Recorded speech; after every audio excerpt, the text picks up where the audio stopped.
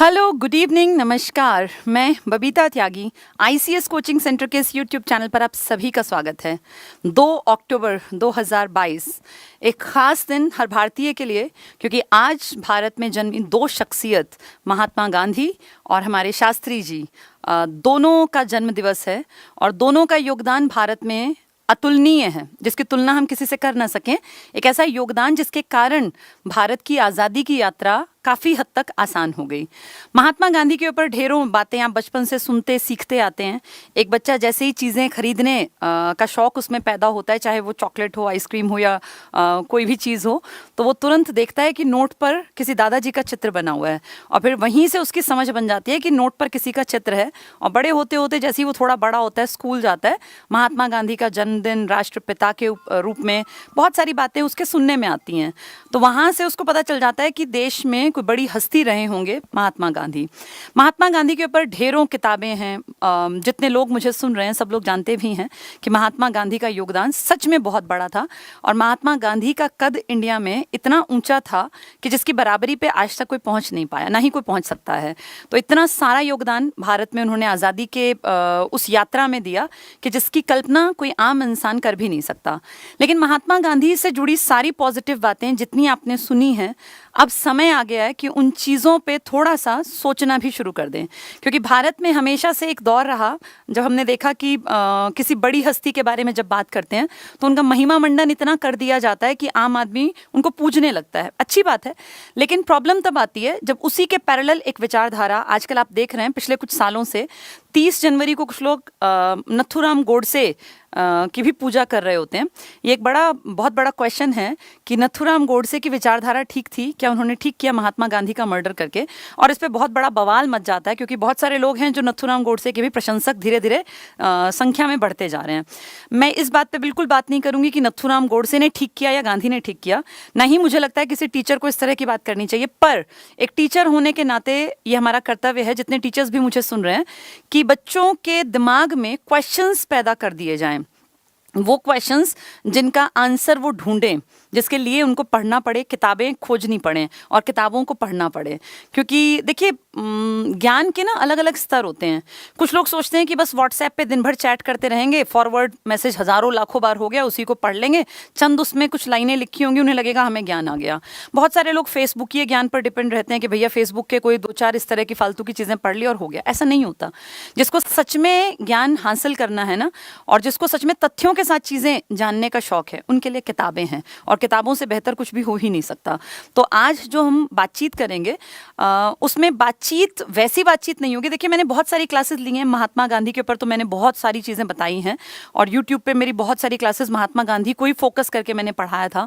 उनका भारत में बहुत बड़ा योगदान, सारे उनके आंदोलन, चाहे वो 1915 में उनकी 22 साल के बाद अफ्रीका से वापसी की यात्रा रही हो, या 17 का अपना चंपारण, या फिर 19-20 की एक लंबी संघर्ष यात्रा जिसमें पहली बार पूरे भारत को उन्होंने जोड़ा, या चौरा चौरी हत्याकांड, या 1930 का सविनय अवज्ञा आंदोलन, नमक सत्याग्रह से शुरू होकर फिर कितनी आगे तक गया, फिर गांधी और ये सारे अपनी बैठकें, उसके बाद फिर आरटीसी राउंड टेबल कॉन्फ्रेंस, फिर गांधी ने और जितना बड़े बड़े काम किए, चाहे उसमें क्विट इंडिया मूवमेंट या ये सारी बातें। अब ये सब आज नहीं करेंगे। आज हम इन सब चीज़ों से जुड़ी कुछ अनोखी और नई बातों पे बात करेंगे, जो मुझे लगता है हर पढ़े लिखे आदमी के दिमाग में क्वेश्चंस होने चाहिए। गांधी जी के बारे में जब भी आप बात करते हैं तो आप अहिंसा का टॉपिक पढ़ते हैं। बचपन से सिखाया गया अहिंसा, सत्य अहिंसा सत्याग्रह का एक नारा गांधी जी ने दिया, बहुत अच्छी बात है। और गांधी जी क्या, हर पढ़ा लिखा आदमी इस बात के साथ है कि हिंसा नहीं होनी चाहिए। अहिंसा का तात्पर्य क्या था गांधी का? अहिंसा का मतलब महज हिंसा ना करना ही नहीं था, जो हमने शब्दों में जाना कि हिंसा ना करना, ऐसा नहीं। गांधी की अहिंसा का असली मतलब था, गांधी के पॉइंट ऑफ व्यू से, जितना उनको समझ में आता है पढ़ के हम लोगों को, कि गांधी जी का मानना था अहिंसा का मतलब हृदय का परिवर्तन है, किसी के मन को बदल देना, किसी के मन को बदल देना कि वो गलत को गलत मानने लगे अपने दिल से। हिंसा ना करना कोई ऑप्शन नहीं है कि आप हिंसा ना करें। और गांधी का ये कहना कि अहिंसा का सिद्धांत अगर अपनाएंगे तो देश आज़ाद हो जाएगा, यानी अंग्रेज़ों के हृदय में अपने आप परिवर्तन आ जाएगा और वो देश छोड़कर चले जाएंगे। मान लेते हैं गांधी जी की ये बात ठीक थी, क्योंकि बचपन से यही पढ़ा है। अब इसके साथ मैं ये नहीं कह रही हूँ कि गांधी जी गलत हैं, लेकिन कुछ क्वेश्चंस जो आपके दिमाग में आने चाहिए। पहला क्वेश्चन, अगर अहिंसा की बात कर रहे हैं, हृदय परिवर्तन की बात कर रहे हैं, तो महात्मा गांधी जब इंडिया लौटे 22 साल बाद, अफ्रीका में गांधी ने बहुत बड़े प्रयोग किए और गांधी का अपने शब्दों में गांधी ने कहा था, I was born in India but I was made in south Africa, कि मैं पैदा तो भारत में हुआ लेकिन मुझे बड़ा बना दिया अफ्रीका के एक्सपीरियंस ने। तो महात्मा गांधी वहां से सत्य अहिंसा सत्याग्रह का नारा लेकर यहाँ पहुंचे। गांधी जी जब सत्याग्रह, सत्य और अहिंसा की बात करते थे, तो गांधी जी ने इंडिया आने के साथ, जब गांधी जी इंडिया पहुंचते हैं 1915 में, तो आप सब जानते हैं फर्स्ट वर्ल्ड वॉर चल रहा था। आप सबको ये भी पता है कि महात्मा गांधी ने फर्स्ट वर्ल्ड वॉर में अंग्रेजों के बिहाफ पे लड़ने के लिए भारत के युवाओं को कहा था कि तुम आगे आओ, आह्वान किया था कि आगे आओ, इनकी ब्रिटिश सेना में जाके लड़ो। अगर गांधी जी अहिंसा का समर्थन करते थे तो गांधी जी ने हिंसा की इस जो एक ये तरीका था अंग्रेजों का, हिंसात्मक कार्यवाही तो थी ही, खुली खुली फर्स्ट वर्ल्ड वॉर, और क्या था इसमें गांधी जी ने क्यों कहा युवकों को, नवयुवकों को कि आगे आओ? क्योंकि गांधी जी तो हिंसा के समर्थक कभी थे ही नहीं। पहला क्वेश्चन, ये एक बहुत बड़ा क्वेश्चन है कि क्या गांधी जी भारत की आजादी के लालच में आ गए थे? क्या गांधी जी इस बात पे विश्वास कर बैठे थे कि अंग्रेजों का अगर हम फर्स्ट वर्ल्ड वॉर में सहयोग करेंगे तो वो भारत को आजाद कर देंगे? और अगर ये लालच था तो क्या गांधी जी लालच में आके हिंसा करने के लिए मान गए थे? अगर नहीं तो फिर हिंसा करने वाले साम्राज्यवादी देश के साथ गांधी ने भारत के तरुण नवयुवक नौजवानों को उनकी सेना में भर्ती होने का क्यों एक तरह से मोटिवेशन दिया? पहला क्वेश्चन जो आपके दिमाग में आना चाहिए। फर्स्ट वर्ल्ड वॉर में सैनिकों की भर्ती कहीं ना कहीं तो हिंसा से प्रभावित था। साम्राज्यवादी देश तो हिंसा ही करके तो दूसरों को हड़पते थे, उपनिवेश कैसे बनते थे? दूसरा क्वेश्चन, महात्मा गांधी हृदय परिवर्तन की अगर बात करते हैं, महात्मा गांधी ने फर्स्ट वर्ल्ड वॉर के बाद जब ये बड़ा आंदोलन चलाया, असहयोग आंदोलन 1920 में, तो सिर्फ एक छोटी सी घटना कारण बनी थी, चौरा चौरी हत्याकांड। 22 पुलिसकर्मी जिंदा जला दिए, गलत था, मान लिया। इस हिंसा के चक्कर में महात्मा गांधी जी ने इतना बड़ा आंदोलन वापस ले लिया, जो कि कहा जाता है, इतिहास तो इसी बात की गवाही देता है। तो एक क्वेश्चन मार्क ये भी है कि जब 1922 में हिंसा की कार्यवाही से असहयोग आंदोलन बंद हुआ, तो 1942 का क्विट इंडिया मूवमेंट, जो पहले दिन से ही हिंसात्मक था, 9 अगस्त को हिंसा से ही जिस आंदोलन की शुरुआत हुई, महात्मा गांधी उसके फेवर में कैसे रहे? और ऐसा तो नहीं है कि महात्मा गांधी इसके फेवर में नहीं है, क्योंकि आप जानते होंगे 1942 में 8 अगस्त को महात्मा गांधी ने मुंबई के ग्वालियर टैंक से, जिसे आज अगस्त क्रांति मैदान कहते हैं, वहां से भाषण दिया। उस भाषण के बाद महात्मा गांधी को पकड़ लिया गया, नजरबंद कर दिया गया आगा खां पैलेस में। लेकिन महात्मा गांधी की वहां से ऑडियो रिकॉर्ड होती थी। और आप सब जानते होंगे उषा मेहता, कांग्रेस का रेडियो के उपनाम से प्रसिद्ध हैं, बहुत बड़ा योगदान है जिनका भारत में अंतिम लड़ाई जिसको कह सकते हैं क्विट इंडिया मूवमेंट में। वो रिकॉर्डिंग्स ये कभी मैसेज क्यों नहीं दे पाई कि भारत में अगर आंदोलन हिंसात्मक हो गया तो इसको रोक दिया जाए? इसका मतलब 1922 की हिंसा के बाद तो गांधी जी ने अपना आंदोलन वापस किया, लेकिन 1942 में हिंसा के बाद गांधी जी ने आंदोलन वापस नहीं लिया। इससे क्या समझें कि गांधी जी हिंसा के पक्ष में थे या अहिंसा के पक्ष में थे? इससे यह भी समझ में आता है कि शायद गांधी जी अहिंसा का जो सिद्धांत था, ये उनकी रणनीति थी कि कहाँ ये यूज करना है और कहाँ यूज नहीं करना। और जब तक उन्हें लगता था कि हिंसा अंडर कंट्रोल है, तब तक शायद वो इस चीज के फेवर में हो जाते थे। जैसे एक एग्जैक्टली ये कहना कि वो इस चीज पे अडिग थे, ये बात क्वेश्चन मार्क है। एक दूसरा क्वेश्चन, 1915 में हिंसा के साथ वहां पे उन्होंने उनको कहा कि तुम भर्ती हो जाओ। 1922 में हिंसा की गतिविधि से प्रभावित होकर महात्मा गांधी ने बहुत बड़ा आंदोलन, असहयोग आंदोलन वापस ले लिया, जो आप सब लोग अच्छी तरह बचपन से सुनते और पढ़ते आ रहे हैं। लेकिन 1942 का क्विट इंडिया मूवमेंट तो शुरू ही हिंसा के साथ हुआ था, फिर इसको बंद करने का आह्वान गांधी जी ने क्यों नहीं किया? एक बड़ा क्वेश्चन। इसके बाद महात्मा गांधी ने अहिंसा में हृदय परिवर्तन की बात की, बहुत बड़ी बात थी।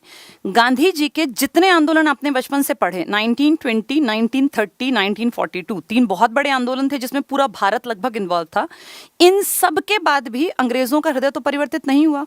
तो क्या अहिंसा का ये सिद्धांत कामयाब था? एक बड़ा क्वेश्चन मार्क है कि क्या इन 3 आंदोलनों में गांधी जी ने अहिंसा का जो यूज किया, एक हथियार जिसे कहते हैं वेपन, क्या उसके बाद अंग्रेजों का हृदय परिवर्तित हुआ? और नहीं हुआ तो इसका मतलब तो ये कामयाबी नहीं थी। अहिंसा के सिद्धांत की अगर बात करें, ये बहुत बड़ा क्वेश्चन है। इसके बाद अहिंसा के बाद दूसरा क्वेश्चन आता है, महात्मा गांधी का एक सेकेंड इंपॉर्टेंट थॉट था जिसपे सभी लोगों को सोचना चाहिए, समझना चाहिए। गांधी जी ने जो हमारे क्रांतिकारी बंधु थे, भगत सिंह के ऊपर मैंने एक 28 सितंबर को, अभी 3-4 दिन पहले एक सेशन लिया था, उसमें भगत सिंह के ऊपर बात थी। क्रांतिकारियों की अहिंसा और हिंसा, इन दो में बहुत ज़्यादा दिक्कत थी। जैसे गांधी जी जब बातचीत करते थे, क्रांतिकारियों की हिंसा को वो बहुत नेगेटिव तरीके से देखते थे। उन्होंने कभी भी किसी भी क्रांतिकारी गतिविधि के पक्ष में कोई वक्तव्य नहीं दिया, कभी भी। अंग्रेजों की हिंसा के विपक्ष में वो ज़्यादा नहीं बोले, किया उन्होंने कई बार ऐसा, हाँ, अंग्रेजों की भी बुराई की, भर्त्सना की, लेकिन आप ध्यान से देखिएगा, जब अंग्रेजों ने कोई भी हिंसात्मक कार्यवाही क्रांतिकारियों के लिए की, चाहे उसमें भगत सिंह राजगुरु की फांसी की बात करें या ऐसी ढेरों घटनाएं इतिहास के पन्नों में दर्ज हैं, गांधी जी ने खुल के कभी उनका विरोध नहीं किया इस मामले में। तो ये तो हिंसा को देखने के दो पक्ष हो गए। अगर अंग्रेज हिंसा कर रहे हैं तो गांधी जी ने कुछ नहीं कहा। फर्स्ट वर्ल्ड वॉर में, उसमें तो गांधी जी उनकी एंट्री कि भाई इंडियंस भी जाएं और इनकी हेल्प करें। लेकिन वहीं अगर भारत में जन्मे क्रांतिकारी अंग्रेजों के खिलाफ हिंसा कर रहे हैं तो गांधी जी ने स्पष्ट शब्दों में कहा कि मैं इसकी भर्त्सना करता हूं। और जब वो आपको घटना याद होगी, जब महात्मा गांधी जी इरविन से मिलने पहुंचे थे दिल्ली में, दिल्ली समझौता दोनों के बीच में संपन्न हुआ, तो कितने सारे लोगों की इच्छा थी कि गांधी जी एक दबाव बनाए, क्योंकि गांधी जी का पलड़ा उस समय भारी था कि इन 3 क्रांतिकारी लड़कों को फांसी ना दी जाए, उम्र कैद दे दी जाए। लेकिन इस बात पर भी एक क्वेश्चन मार्क है गांधी जी के पर्सनालिटी पर कि इतने बड़ी हस्ती जो थे, जिनकी तरफ पूरा देश कहीं ना कहीं एक नज़र उठाए बैठा रहता था कि गांधी जी जो करेंगे ठीक करेंगे। इतिहास में इस क्वेश्चन का आंसर गांधी जी ने सेटिस्फैक्ट्री नहीं दिया कि उन्होंने क्यों नहीं भरपूर कोशिश की उन 3 लड़कों को फांसी से बचाने की। तो ये जो बहुत लोग कह देते हैं कि गांधी जी हिंसा के खिलाफ थे, उन्होंने सैंडर्स हत्याकांड में वो अभियुक्त थे। अगर गांधी जी हिंसा के खिलाफ थे तो ये सारी जो हिंसाएं थी, इन सब में गांधी जी ने कैसे भागीदारी दिखा दी? ये एक बड़ा क्वेश्चन मार्क है जो इतिहास में हमेशा आगे तक भविष्य में पूछा जाएगा। तो क्रांतिकारी हिंसा के पक्षधर नहीं है, लेकिन अंग्रेजों की हिंसा के पक्षधर हैं, जो कि कहीं ना कहीं गड़बड़ है। चलिए, इसके बाद कुछ और चीजें हैं। दूसरा एक बड़ा पॉइंट, ये 2 चीजें तो अहिंसा के बारे में थी। गांधी जी के आर्थिक विचारों पे अगर बातचीत करें, गांधी जी के आर्थिक विचार, आप सभी जानते हैं गांधी जी की कल्पना बड़ी अच्छी थी, राम राज्य की कल्पना, कि गांव-गांव में हर आदमी को लगे कि भाई मैं राज करता हूं। बहुत अच्छी बात थी, और पंचायती राज उसी का एक रूप मान लीजिए, गांधी के ही विचार हैं। लेकिन एक बड़ा क्वेश्चन मार्क ये है कि क्या गांधी के आर्थिक विचार आज के समाज में अगर हम देखें तो क्या इनके ऊपर काम किया जाना पॉसिबल है, या क्या समाज की दिशा जो अब आगे तय की जानी है भविष्य में, वो गांधी जी के आर्थिक विचार उसमें कहाँ तक सेट बैठते हैं? अब गांधी जी के विचारों की अगर मैं बात करती हूँ, पहली बात, गांधी जी का मानना था कि जो जमींदार है ना, जो सामंत हैं, ये अपने आप, इनके मन में परिवर्तन होगा और ये अपने आप उदार हो जाएंगे समय के साथ साथ। इनको इस तरीके से समाज में ढाला जाएगा कि ये जो बड़े सामंत, बड़े जमींदार हैं, ये अपने आप जो बाकी समाज हैं इसकी बेहतरी के लिए क्या स्टेप लें वो सोचेंगे। गांधी जी की विचारधारा थी कि पूंजीपति जो लोग हैं ना, वो ट्रस्टीशिप सिद्धांत दिया था गांधी जी ने 1903-4 के आसपास, तब तो वो साउथ अफ्रीका में थे। उन्होंने कहा था कि ट्रस्टीशिप सिद्धांत ये कहता है कि जो अमीर तबका है, जो पूंजीपति हैं, ये पूरे समाज की संपत्ति के या समाज के धरोहर के रक्षक हैं, और ये अपने आप को गरीबों का या जो निचले स्तर के लोग हैं इनका अभिभावक या संरक्षक समझें। ऐसा गांधी जी ने विचार दिया था, ट्रस्टीशिप सिद्धांत कहते हैं इसे। तो एक क्वेश्चन मार्क ये है कि अब से पहले, अब तक के इतिहास में, हम 2022 में बैठे हैं, आज तक कोई एक पूंजीवादी देश जहां पे ऐसा हुआ हो कि पूंजीपतियों ने गांधी जी के ट्रस्टीशिप सिद्धांत के अकॉर्डिंग अपने आप को रक्षक माना हो गरीबों का, श्रमिकों का, या सर्वहारा वर्ग का, या जो बेचारे शोषित और पिछड़े हुए लोग हैं, आज तक के इतिहास में तो कहीं किसी देश में ऐसा एग्जाम्पल नहीं है। तो क्या ये पॉसिबिलिटी थी, जो गांधी जी की एक सोच थी, विचारधारा थी, कि आगे जाके जब उनके, गांधी जी के अकॉर्डिंग, जब भारत में आज़ादी आएगी तो जो ये अमीर लोग हैं, जमींदार लोग हैं, ये खुद अपने आप रक्षक बन जाएंगे? इन सब के पीछे कहीं ना कहीं एक क्वेश्चन मार्क है कि ऐसा होना पॉसिबल था क्या? इतिहास में कहीं किसी पन्ने पर ऐसा दर्ज है कि किसी पूंजीवादी व्यवस्था में ऐसा हुआ हो? महात्मा गांधी के पीछे इतने लोग चले, इतने लोग, उसमें जमींदार भी थे, पूंजीपति भी थे, उसमें किसान भी थे, मजदूर भी थे। तो जो ये किसान थे ना, एक बड़ा वर्ग किसानों का, उन सबको गांधी जी की इस बात पर विश्वास हुआ कि आने वाले समय में जब गांधी के अकॉर्डिंग भारत आज़ाद होगा तो जो ये बड़े बड़े जमींदार हैं ये अपने आप अपनी इच्छा से, स्वेच्छा से जमीनों का त्याग कर देंगे या जमीनें हम लोगों तक पहुंचा देंगे और हम भी जमीन के मालिक बनेंगे। इस सोच के साथ, गांधी पे तो सभी बहुत ज्यादा विश्वास करते थे, इसी सोच के साथ उन लोगों ने गांधी के पीछे पीछे चलना स्टार्ट कर दिया। फिर ये अमीर लोग गांधी से क्यों जुड़े? क्योंकि किसानों के संघर्षों ने, किसानों के आंदोलनों ने कहीं ना कहीं एक भय, एक डर पैदा कर दिया था, एक खौफ पैदा कर दिया था अमीर वर्ग के मन में। जो बड़े बड़े जमींदार थे ना, उन सबको ये लगने लगा था कि कहीं किसान आंदोलन करके हम लोगों को मार ना डाले। और इतिहास गवाह है, रूस जैसे बड़े देशों में जब आप इनका इतिहास पढ़ते हैं, 1917 की क्रांति, तो आप देखते हैं कि किस तरह से वहां मजदूरों और किसानों ने बड़े लेवल पे हिंसात्मक कार्यवाहियों को भी अंजाम दिया था।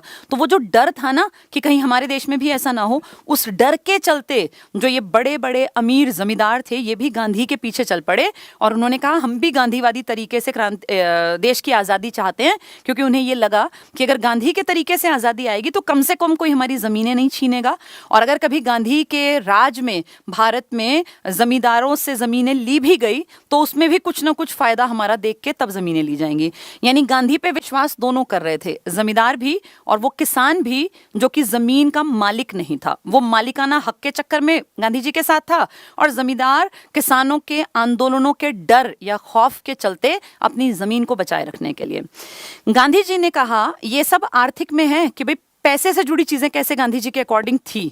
दूसरा एक क्वेश्चन, गांधी जी के टाइम में गांधी जी ने कहा कि जो ये इंडिया का विकास होगा ना, ये सब तब होगा जब हर हाथ को काम होगा, जब गांव के लोग वापस से उस किसानी परिवेश में लौटेंगे और हर घर में चरखा चलेगा और हर आदमी इंडिपेंडेंट बनेगा, हर गांव इंडिपेंडेंट बनेगा। बहुत अच्छी विचारधारा है, लेकिन समय के साथ बदलना ज़रूरत होती है। महात्मा गांधी जी के ऊपर यहाँ फिर एक क्वेश्चन मार्क लगता है कि उस जमाने में जब ब्रिटेन जैसे देश मशीनों से कपड़ा बना रहे थे, जब औद्योगिक क्रांति आ गई थी दुनिया में, उस टाइम पर भारत दुनिया से पीछे रहकर और अगर चरखे ही काटता रहता हर आदमी, तो फिर आगे कैसे बढ़ते? ये क्वेश्चन मार्क है, ये भी महात्मा गांधी के ऊपर। पहला।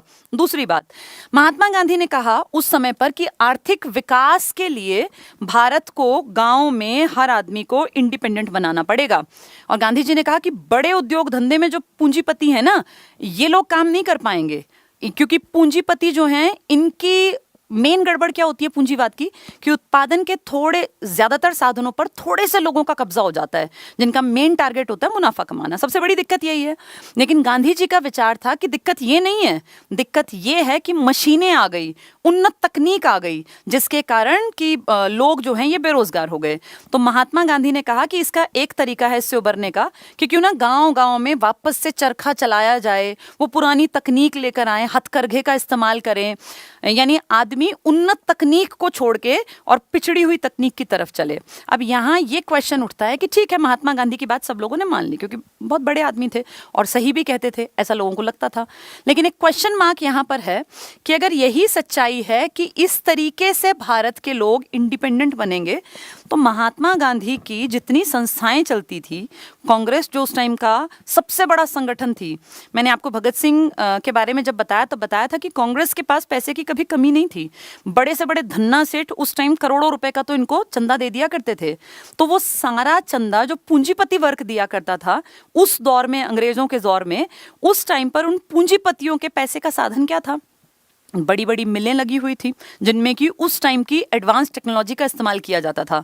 तो अगर महात्मा गांधी जनता को संदेश दे रहे थे कि तुम लोग ये बड़ी मशीनें और इन सब के पीछे मत जाओ, इनसे तुम्हारे यहाँ बेरोजगारी बढ़ेगी, तुम हथकरघे पर और पुरानी तकनीक पर आओ, तो उसी दौर में जो धन्ना सेठ थे, जो बड़े बड़े पूंजीपति वर्ग के लोग थे, जो कुछ चुनिंदा लोग थे बहुत अमीर, वो क्यों लगातार विदेशी तकनीक ला रहे थे, विदेशी मशीनों के कपड़े ला रहे थे, लगातार व्यापार को बढ़ा रहे थे, जबकि वो तो गांधी जी के पक्के मित्र थे। गांधी जी की लगभग संस्थाओं को पैसा वही दिया करते थे।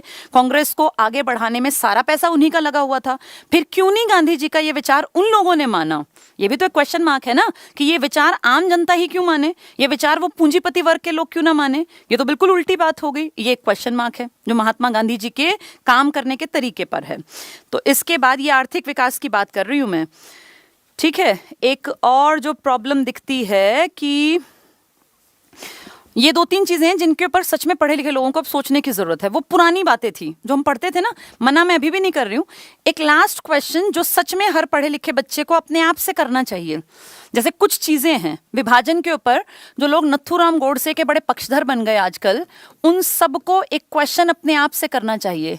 वो लोग क्या कहते हैं, नथुराम गोडसे ने गांधी को मारा, ठीक किया, क्योंकि गांधी भारत का विभाजन करवाने के लिए उत्तरदायी थे। इस क्वेश्चन का आंसर जो लोग बस इतना ही भर जानते हैं, वो असलियत जानते ही नहीं। लिखित चीजें बताती हैं कि इसमें गांधी का रोल को अकेले का नहीं था।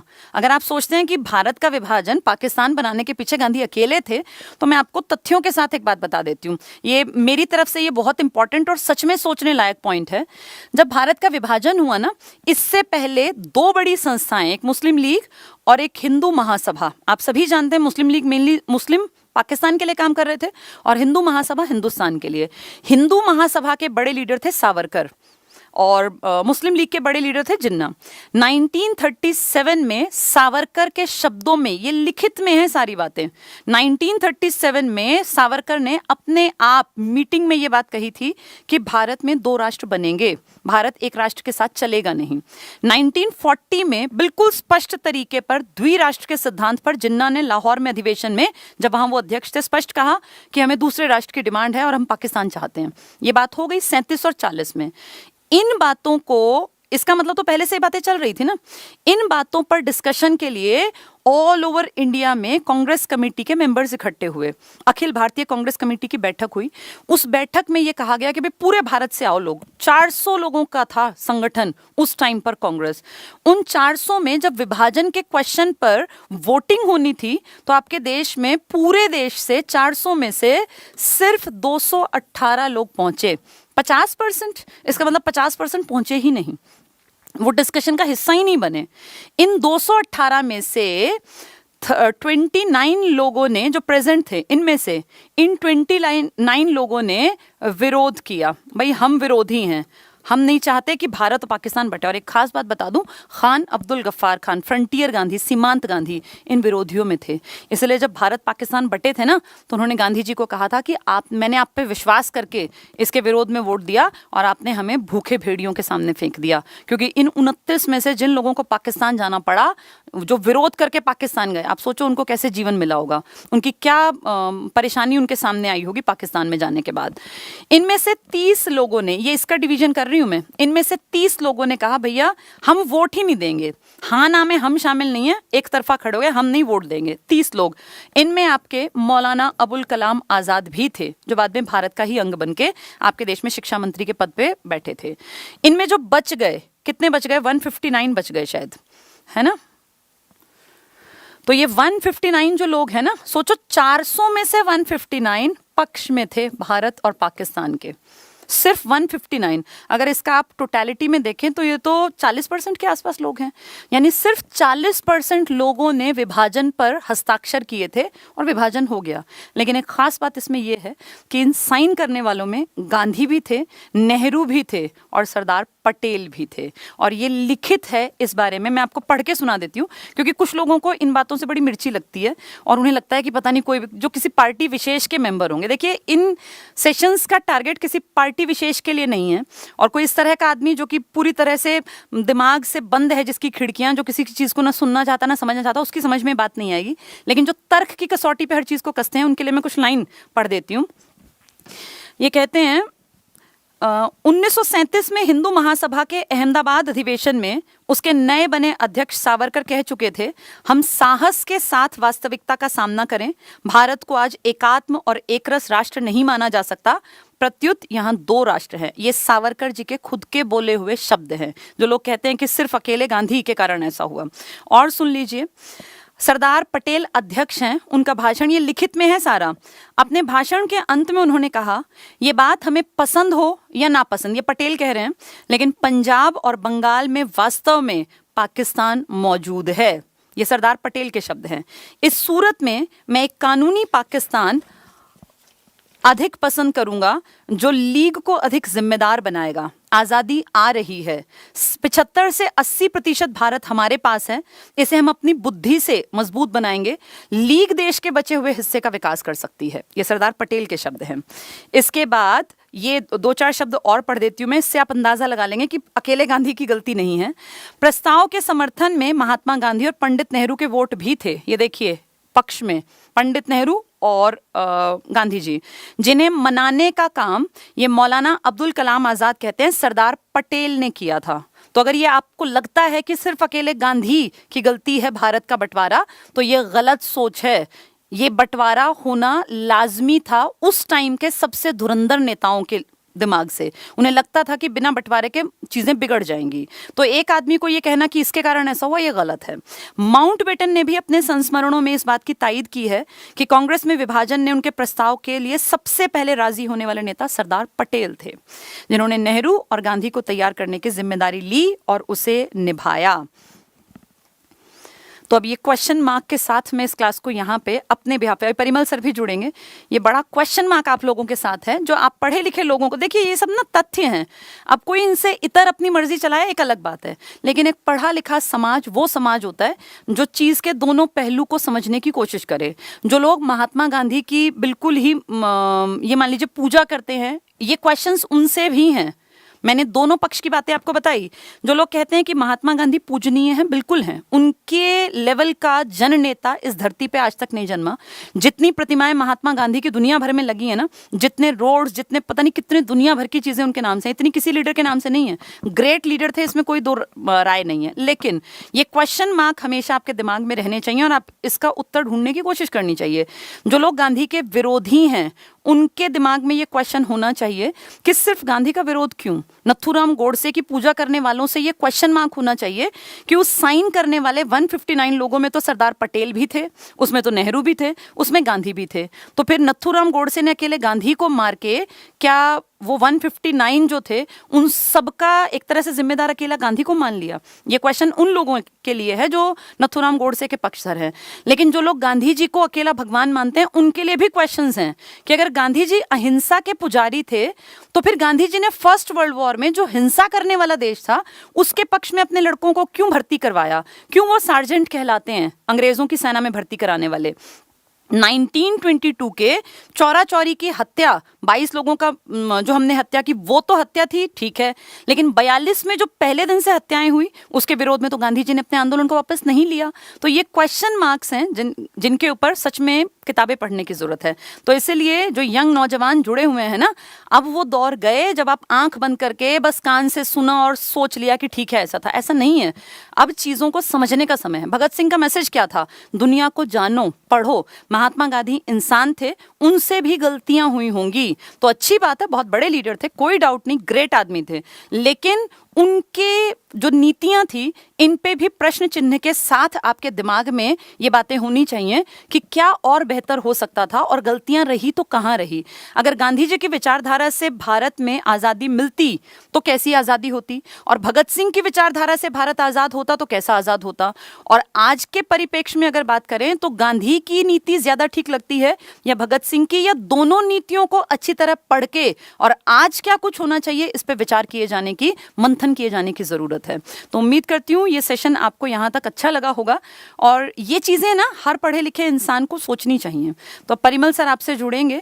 आज का दिन पूरा दिन अखबारों पे, मैं तो सोशल साइट पे किसी पे हूँ नहीं, पर मुझे लगता है आज फेसबुक पे पूरा यही ज्ञान चलता रहा होगा, लेकिन ये क्वेश्चन मार्क किसी ने लगाए नहीं है। अब ज़रूरत है टीचर्स इन क्वेश्चंस को बच्चों के दिमाग तक डालें और बच्चे इनके आंसर खुद खोजें, तब देश का, समाज का विकास होगा। चलिए, परिमल सर आपके बीच में हैं और थोड़ी सी बातचीत वो भी करेंगे।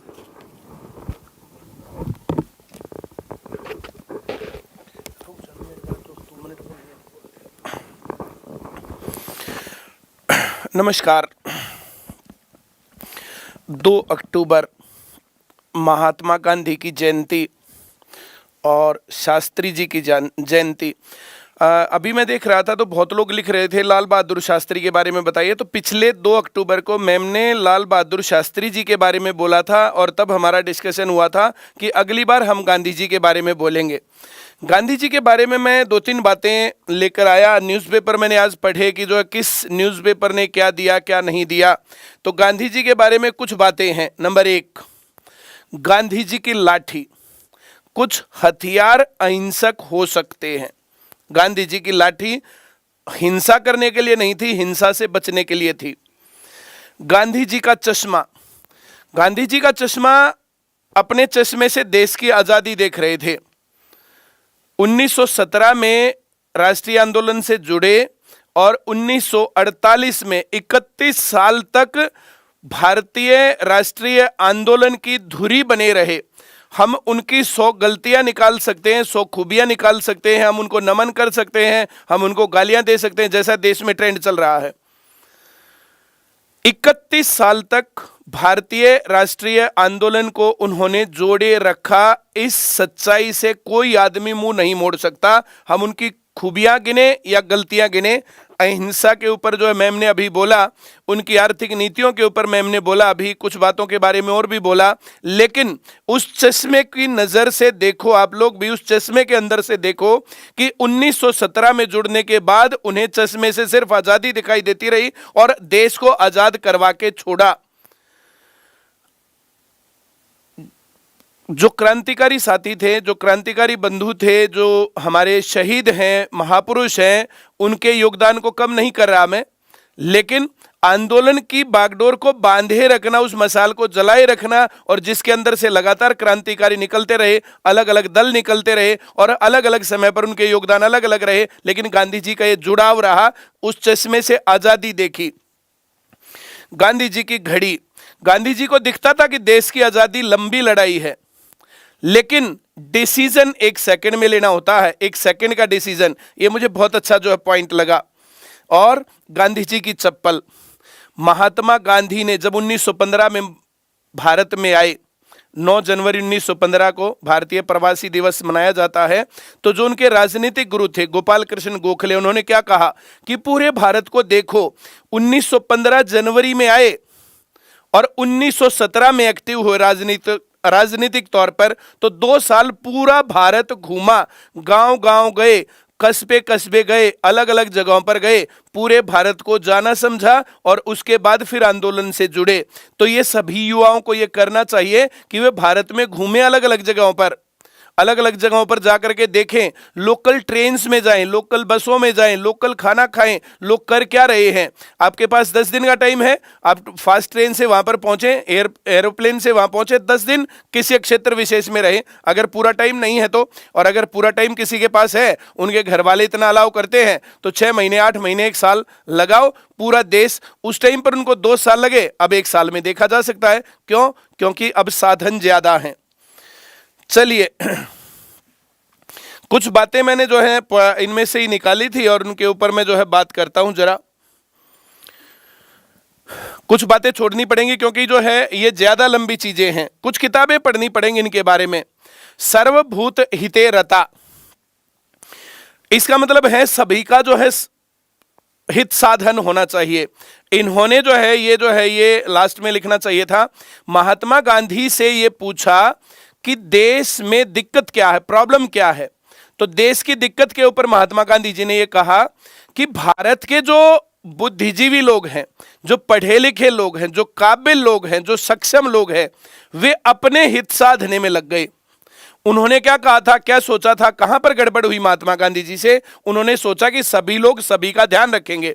जो कहीं पर भी शासन में लास्ट लाइन में खड़े हैं ना, लास्ट लाइन के भी लास्ट में खड़े हैं, उनके हितों का भी ध्यान रखा जाएगा। गड़बड़ कहां पर हुई? गड़बड़ यहां पर हुई कि सब लोगों ने अपने हितों का साधन चालू कर लिया कि मेरी सैलरी कैसे बढ़ेगी, मेरी नौकरी बड़ी कैसे होगी, मेरा प्रमोशन कैसे होगा, मेरा तबादला कैसे होगा, सरकार से मैं कैसे फायदे उठाऊं, और मैं किस प्रकार से, जैसे आज के पूंजीपतियों का मामला बनता है, तो उसी प्रकार से उस टाइम पर भी जो है लोगों ने अपने हित साधे और इस सर्वभूत हितोरता को छोड़ दिया कि भाई सबका भला हो चाहे ना हो, मेरा भला होना चाहिए, ये भयंकर गड़बड़ हुई। ये महात्मा गांधी के सिद्धांत के बड़ी चूक के तौर पर देखी जा सकती है। महात्मा गांधी छोटी मोटी चीज नहीं थे। महात्मा गांधी की कितनी कमियां कोई कुछ भी बोले, फिर भी भारत के नोटों से महात्मा गांधी को नहीं हटा पाए हैं लोग, चाहे जो भी कहें, चाहे जितने भी गोडसे को पूजने वाले लोग, लेकिन फिर भी आज तक महात्मा गांधी हर नोट पर विद्यमान हैं। इनके बारे में अल्बर्ट आइंस्टीन, आइंस्टीन के आगे तो और कुछ नहीं कहा जा सकता ना, अल्बर्ट आइंस्टीन ने कहा था कि आगे आने वाली पीढ़ियां मुश्किल से विश्वास कर पाएंगी कि कोई हार्ड मास का एक ऐसा व्यक्ति भी पृथ्वी पर पैदा हुआ था जिसने सत्य के लिए, अहिंसा के लिए, अपनी चीजों के लिए, अपने वसूलों के लिए किस प्रकार से जीवन जिया और देश को आजाद करवाया। अल्बर्ट आइंस्टीन से ज्यादा समझदार आप लोग हो तो फिर महात्मा गांधी को गालियां दे सकते हो। महात्मा गांधी ने, आज भी बातें होती रहती हैं गरीबों की, किसानों की, मजदूरों की, छात्रों की, नौजवानों की, बेरोजगारों की। सारी राजनीति हमेशा गांधी जी के पंक्ति के अंतिम छोर पर खड़े व्यक्ति के लिए हुई, लेकिन फिर भी आज तक उसके लिए कुछ नहीं हुआ। आज फिर भी वो पिछड़ा हुआ है। किसानों के लिए आज भी संघर्ष करने की बात चलती है, बेरोजगारों के लिए आज भी संघर्ष करने की बात चलती है। इनके लिए राजनीति तो हुई, पर इनके लिए पॉलिसी नहीं बनी, इनका विकास नहीं हुआ। चाहे महात्मा गांधी जी ने ये कहा था कि ये जितने भी धन्ना सेठ हैं, जितने पूंजीपति हैं, जितने अमीर लोग हैं, जितने जमींदार हैं, ये सबको अपनी प्रजा के रूप में रखेंगे, अपने बच्चों की तरह पालेंगे, वो नहीं हो पाया। वो जो सिद्धांत गांधी जी ने दिया था वो प्रासंगिक नहीं था, यहां गड़बड़ हो गई। गांधी जी ने हिंसा के ऊपर कहा था कि हिंसा समाज में तब तक जो है विषमता रहेगी, जब तक ये विषमता रहेगी तब तक हिंसा भी रहेगी। लोग बराबर होने के लिए, एक आदमी बहुत अमीर है, दूसरा आदमी गरीब है, तो वो कुछ ना कुछ चोरी करेगा, सामान छीनेगा, कुछ और करेगा, अपने लिए जो बराबरी के लिए लड़ेगा, संघर्ष करेगा। तो इन्होंने कहा कि जब तक विषमता रहेगी तब तक हिंसा रहेगी। अगर हिंसा खत्म करनी है तो विषमता को खत्म करना पड़ेगा। ये विषमता खत्म नहीं हुई, देश की आजादी के बाद गांधी जी के वसूल चले नहीं, और ये विषमता लगातार बढ़ती जा रही है।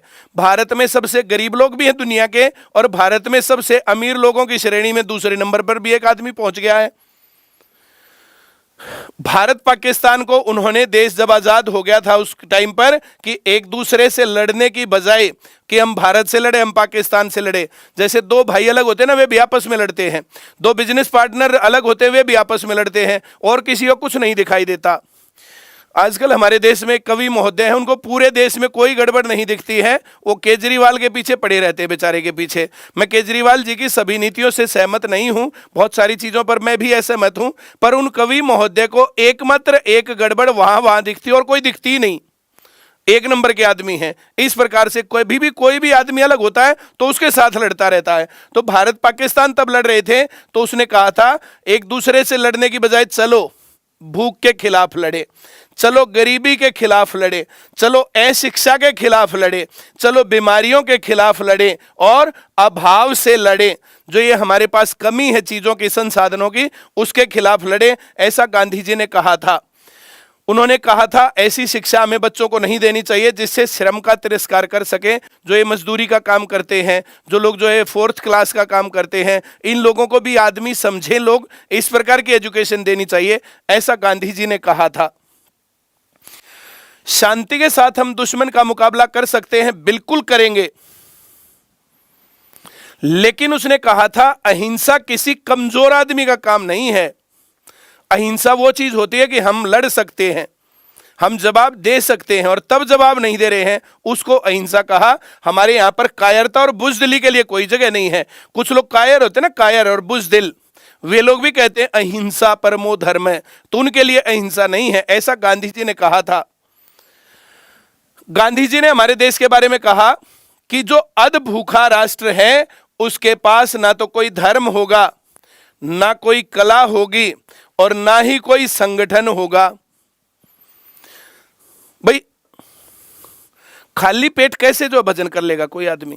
पहली चीज होती है आदमी की भूख, प्यास, नींद, ये सब चीजें जरूरी पार्ट है। ये चीजें पूरी होंगी तब आगे बढ़ेगा। संयुक्त राष्ट्र में पहली बार आदम कद का अवतार आज होलोग्राम के रूप में दिखाया गया। पीछे डार्क स्क्रीन होता है और लेजर लाइट से वो दिखाया जाता है। तो आदमी जितने कद का, जितने गांधी जी थे, ओरिजिनल वैसा होलोग्राम आज संयुक्त राष्ट्र संघ में दिखाया गया। बापू ने सच बोलना सिखाया कि सच बोलो, बेधड़क, डरो मत। उनका, बापू का जीवन और आदर्श देश की हर पीढ़ी को कर्तव्य के पथ पर चलने के लिए प्रेरित करता है और ये करता रहेगा। मूल्यों और सिद्धांतों पर आधारित शास्त्री जी का जीवन हमेशा देशवासियों के लिए प्रेरणा स्रोत बना रहेगा। ये दोनों के जो आज जन्मदिन है तो दोनों से रिलेटेड कोट यहां पर था। जो ना टूटे वो गांधी। अभी 1917 में वे राष्ट्रीय आंदोलन से जुड़े, देश की आजादी के आंदोलन से 1948 तक लगे रहे। इस बीच में ऐसा नहीं है कि गांधी जी की आलोचना करने वाले लोग नहीं थे, गांधी जी की बुराई करने वाले लोग नहीं थे, पर वे कम और ज्यादा जो कुछ भी करके देश के आजादी के आंदोलन को समेटे रखने में सफल रहे और देश को देश की आजादी तक पहुंचाने में सफल रहे। एक नायक की भूमिका भी होती है। तो जो ना टूटे वो गांधी। उसके बाद देश आजाद होता है, अलग अलग दौर आते हैं। अलग अलग दौरों में 60 और 70 के दौर में बहुत सारे वामपंथी संगठन जो थे, बहुत सारे जो क्या बोलते हैं इसको, नक्सली संगठन थे, उन्होंने गांधी जी की, इनके साथ मदन मोहन मालवीय जी की, ऐसे राजा राम मोहन राय की, बहुत सारे लोगों की प्रतिमाएं तोड़ी थी, गांधी जी की मुख्य तौर पर। इसके बाद फिर आगे मामला बढ़ता है, गांधी जी के खिलाफ फिर से जो है ये बात बनती है और बीच बीच में इनके खिलाफ जो है मूर्तियां तोड़ी जाती हैं। अभी हाल ही में इनकी बिहार में कई जगहों पर मूर्तियां तोड़ी गई हैं, विदेशों में भी तोड़ी गई हैं। महात्मा गांधी एकमात्र ऐसे लीडर हैं जिनके 70 से ज्यादा देशों में मूर्तियां लगी हुई है, लेकिन बहुत सारी जगहों पर उनकी मूर्तियों को खंडित भी किया गया। लेकिन क्या मूर्ति खंडित करने से गांधी जी खंडित हो गए? आप गांधी जी की बुराई करो, आप उनकी अच्छाई करो या जो भी करो, वे एक लीडर थे, वे बड़े मास लीडर थे और वे सदी के लीडर थे। उनसे बड़ा लीडर है नहीं। कहां से लाओगे ढूंढ करके? जिन्होंने कहा ऐसे आंदोलन तो लोग खड़े हो गए, कहा बैठ जाओ तो बैठ गए। सविनय अवज्ञा आंदोलन, खड़े हो जाओ तो खड़े हो गए, बैठ जाओ तो बैठ गए। तो जैसा करते थे वैसा कहते थे गांधी जी 17 में चालू हुए और नथुराम गोडसे की 3 गोलियों के साथ शांत हुए। मूर्तियां बनाई गई, वे तोड़ी गई, तो क्या वे विखंडित हुई? वे आदर्श आज भी देश में लोगों के सामने हैं और रहने चाहिए।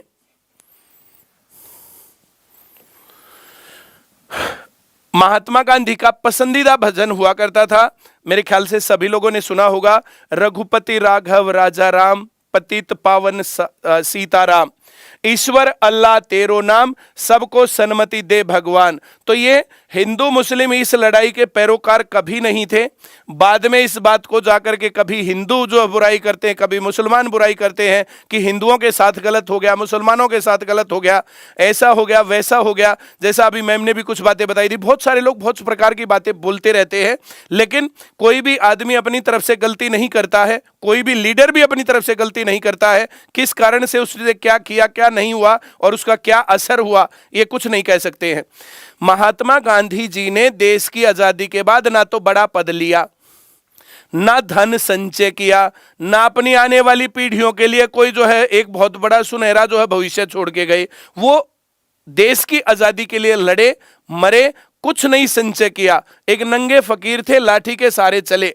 इतना भर जो है महात्मा गांधी ने किया, लेकिन इतना बड़ा योगदान देश की आजादी में दे गए कि आज भी उनके योगदान को भुलाया नहीं जा सकता है। गांव, गरीब और गांधी, इसके ऊपर गांधी जी बोलते थे, भाई गांव के लोगों के बारे में सोचना चाहिए, गरीबों के बारे में सोचना चाहिए, उनके जो ये विचार हैं। अब इसके बारे में और ज्यादा बोला जा सकता, पर जो है ये फिर सेशन ज्यादा लंबा हो रहा है, ये सेशन एक बार में नहीं निपट सकता। भगत सिंह को हम सोचें कि एक क्लास लेंगे, एक जो है सेशन बनाएंगे तो बात निपट जाएगी, नहीं। ये हमने क्वेश्चन मार्क लागू किए हैं, यहाँ पर हमने क्वेश्चन मार्क आप सबके सामने खड़े किए हैं। जो भी आदमी गांधी की बुराई करता है या अच्छाई करता है, मैं तो कहता हूं इस लिंक को शेयर करो, भगत सिंह के लिंक को शेयर करो, इनके बारे में जो किताबें हैं ना वो किताबें पढ़ो, भगत सिंह की किताबें पढ़ो। बहुत सारा लेखन साहित्य मौजूद है, आज पहले नहीं था, आज पढ़ सकते हो। जिसके मन में सवाल है उसे पढ़ना चाहिए, उसे गांधी को, भगत सिंह को, सुभाष चंद्र बोस को पढ़ना चाहिए। इसके साथ बहुत सारे लोग और भी हैं आजादी के आंदोलन के, उन लोगों को पढ़ना चाहिए। उससे हमें पता चलेगा कि देश आजाद कैसे हुआ और देश आजाद होने में क्या गड़बड़ रह गई, देश आजाद होने के बाद क्या गड़बड़ हो गई, नीति निर्धारण में या संविधान बनाने में कहां चूक हो गई। ये संसद, विधानसभाएं, इतनी कार्यपालिका, न्यायपालिका, पुलिस, फौज सब कुछ है, लेकिन गरीब लगातार गरीब होता जा रहा है। जिसके पास अभाव है वो लगातार अभाव जो है ज्यादा होता जा रहा है उसका। लोगों को पढ़ने के लिए जो पैसे नहीं है, लोगों के पास खाना खाने के लिए पैसे नहीं है, और दूसरी तरफ इतने बड़े अंबार लग गए हैं पूंजियों के, बस पूछिए मत। 5G का दौर है, 5G जो है लागू हो गया, टेक्नोलॉजी है, संसाधन है, मशीनरी है, बहुत चीजें हैं, लेकिन कुछ लिमिटेड लोगों के लिए, गरीब आदमी तो ऐसे का ऐसा है, तो उनके लिए भी जो है देश में सोचना जरूर चाहिए। महात्मा गांधी शांति तत्व विकास शिक्षा संस्थान, ये महात्मा गांधी शांति एवं तत्व, ये ऐसे लिखना चाहिए था, स होना चाहिए था, तत्व जो है जैसे कंटिन्यूअस, विकास शिक्षा संस्थान, इन्होंने जो है आज डिबेट की यूनेस्को में, और उसमें जो है होलोग्राम दिखाया गया और उसके अंदर डिस्कशन हुआ। उसमें गांधी जी की शिक्षा के बारे में बात हुई। जैसे भारत में दो बातें चलती हैं, एक चलता है साक्षरता और एक शिक्षित। भाई साक्षर है या शिक्षित है में फर्क है, लिटरेट है या एजुकेट है ये फर्क है। आप पढ़ लिख करके ज्ञान से आपका जीवन बदल रहा है, आपका व्यवहार बदल रहा है, आपकी चीजें बदल रही है, फिर तो शिक्षित हो। और आपको नाम लिखना आ रहा है, आपको ऑरेंज और संतरे का फर्क नहीं पता है, मून और चांद का फर्क नहीं पता है, फिर आप लिटरेट हो। तो आप जो है दोनों बातों में क्या फर्क करेंगे? तो महात्मा गांधी ने इसके ऊपर बोला था, उन्होंने कहा था शिक्षा का मतलब मेरा जो है मतलब साक्षरता नहीं है, साक्षरता से तो शिक्षा शुरू होती है या खत्म हो जाती है, वहां कुछ है ही नहीं। चीजें जो है किस बात के ऊपर डिपेंड करती हैं कि आपने जो भी आपका अच्छा है, साक्षरता शिक्षा का अंत या यहां तक शुरुआत भी नहीं है। शिक्षा से मेरा तात्पर्य, गांधी जी बोलते हैं, बच्चे और किसी व्यक्ति शरीर, मन और आत्मा में उत्कृष्टता का सर्वांगीण संचार करना है कि बेस्ट निकाल के आए। To bring out best out of soul, out of body, out of mind of a person is called education। ये गांधी जी ने कहा था। आध्यात्मिक प्रशिक्षण से मेरा तात्पर्य मन की शिक्षा से है कि आपके मन की क्या शिक्षा हो रही है। आप जब कहीं पर बैठे हैं तो बैठे बैठे आपकी नजर कहां पर है, आपका ध्यान कहां पर है। जैसे मैं क्लास में बच्चों को बोलता हूं कि क्लास में कुछ बच्चे बैठे बैठे क्या करते हैं, वो देखते हैं कि एक अगर किताब भूल जाए तो मैं इसको उठा ले जाऊं, तो उसका ध्यान पढ़ने में थोड़ा ही, नौकरी में थोड़ी, करियर में थोड़ी, अपने जो है मेन टारगेट में थोड़ी, किसी किताब में है। अब आपके टारगेट तुच्छ है या महान है, ये एजुकेशन पर डिपेंड करता है। ये एजुकेशन माँ बाप देता है, टीचर्स देते हैं, सोसाइटी और आपके फ्रेंड्स। अगर आपको अच्छा आदमी बनना है तो अच्छी किताबें पढ़ो, अपने माँ बाप की अच्छी चीजें सीखो, अपने टीचर्स की अच्छी चीजें सीखो, दोस्तों की अच्छी चीजें सीखो। गलत बात का पता चलता है कि ये गलत है, जो आदमी गलत बात बताता हो, शिक्षा देता हो, तो उसको छोड़ दो और अपने माँ बाप के खिलाफ भी संघर्ष करना चाहिए। महात्मा गांधी जी की वाणी में कर्म की प्रेरणा थी। उन्होंने सिर्फ सिद्धांत नहीं दिए, जैसा बोला वैसा किया। उन्होंने कहा चरखा कातो तो अपने आप काता, उन्होंने कहा हथकर घा अपनाओ तो अपनाया, उन्होंने कहा लंगोटी पहनो तो पहनी, लाठी के सहारे चलो तो चले, खड़ाऊ और चप्पल पहनो तो पहनी। जो काम अपने आप किया वो दूसरों को बताया। ऐसा नहीं था कि मैं तो पहनूंगा कोट पैंट टाई और तुम पहनो खड़ाऊ, तो ऐसा नहीं था। ये उनका कर्म की प्रेरणा थी। सत्य ही वो प्रेरणा थी जिसने मोहन को, मोहनलाल करमचंद गांधी, महात्मा बनाया। आज 1922 में खड़े हैं, 2022 में 100 साल बाद द ग्रेट ट्रायल, इसका जिक्र मैं करना चाहूंगा आप लोगों को। ग्रेट ट्रायल महात्मा गांधी जी ने, जब देश ऐसे योग आंदोलन के दौर में था, ऐसे योग आंदोलन चल रहा था, तो उस टाइम पर महात्मा गांधी ने 4 लेख लिखे। पहला लेख लिखा मोह से मुक्ति, कि अगर तुम लोग जो ये सोच रहे हो ना कि कुछ भला हो जाएगा, अच्छे दिन आ जाएंगे, अंग्रेजों के दिल बदलेंगे, तो ऐसा नहीं है। उन्होंने डिसअफेक्शन ऑफ वर्च्यू, मोह से मुक्ति, एक लेख लिखा। यंग इंडिया उनका जो है अखबार था, उसमें टेम्परिंग विद लॉयल्टी, वफादारी से को नुकसान। इसके बाद the puzzle and it's solution, पहेली और उसका समाधान। शेकिंग द मेंस, चेतना को झकझोरना। ये 4 लेख लिखे गांधी जी ने, और 4 लेख लिखने के बाद गांधी जी ने, जब ये ऐसे योग आंदोलन चोरा चोरी की घटना के बाद खत्म हुआ, तो गांधी जी को तुरंत गिरफ्तार कर लिया गया, और गिरफ्तार करने के बाद इनको जो कोर्ट में पेश किया गया। जब कोर्ट में पेश किया गया तो कोर्ट में पेश करने के बाद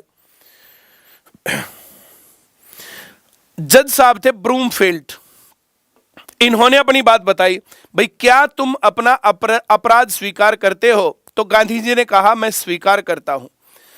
जो ये लूट मची हुई है, जो ये विदेशी शासन की यहां गुलामी है, मैं इसके खिलाफ जनता को जागृत करना अपना कर्तव्य समझता हूं, अपना अधिकार समझता हूं, और ये काम मैंने किया है।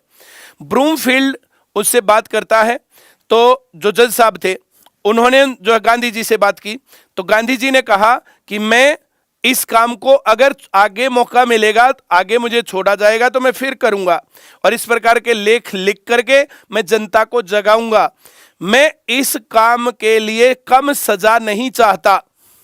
भाई जो है भगत सिंह का नाम आता है, भगत सिंह जी शहादत दी।